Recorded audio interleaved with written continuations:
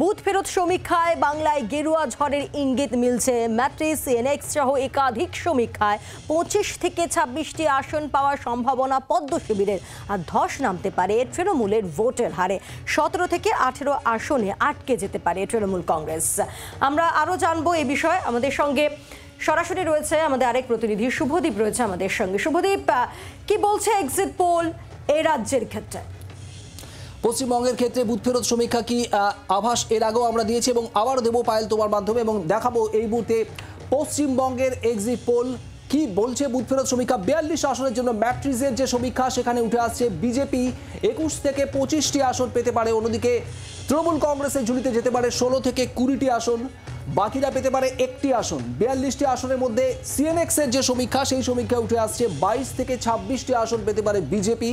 তৃণমূল কংগ্রেস পেতে পারে 14 থেকে 18টি আসন।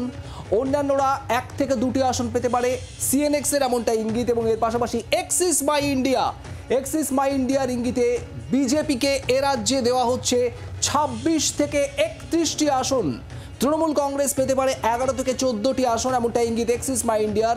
ইন্ডিয়া জোট তারা পেতে পারে 2টি আসন। অর্থাৎ প্রায় প্রত্যেকটি সমীক্ষাতেই 25 বা তার থেকে বেশি আসন পেতে পারে বিজেপি, এমন ইঙ্গিত দেওয়া হচ্ছে এ রাজ্যে। অর্থাৎ কার্যত যেমনটা তুমি জানাছিলে যে গেরুয়া ঝড়ের ইঙ্গিত, বুথ ফেরত সমীক্ষায় অন্তত এ রাজ্যের 42টি আসনে গেরুয়া ঝড়ের ইঙ্গিত আসছে। এবং তৃণমূলের ভোট ব্যাংকে যে ধস নামছে সেই ইঙ্গিতও কিন্তু বুথ ফেরত সমীক্ষা দিচ্ছে। ম্যাট্রিক্স তৃণমূল কংগ্রেসকে রেখেছে 16 থেকে 20টি আসনের মধ্যে, এবং সিএনএক্স এর সমীক্ষায় তৃণমূল কংগ্রেস পেতে পারে 14 থেকে 18টি আসন, এবং এক্সিস মাই ইন্ডিয়া তাদের সমীক্ষায় তৃণমূল কংগ্রেসের আসন সংখ্যার ইঙ্গিত আরও কম, 11 থেকে 14টি আসন পেতে পারে তৃণমূল কংগ্রেস। পায়েল, সঙ্গে থাকো। আমাদের সঙ্গে রয়েছেন রাজনৈতিক বিশ্লেষক শুভময় মৈত্র রয়েছেন আমাদের সঙ্গে। শুভময় বাবু, এই যে বুথ ফেরত সমীক্ষায় যেখানে বিজেপি তৃণমূল কংগ্রেসকে ছাপিয়ে যাচ্ছে এ রাজ্যের ক্ষেত্রে কিভাবে দেখছেন?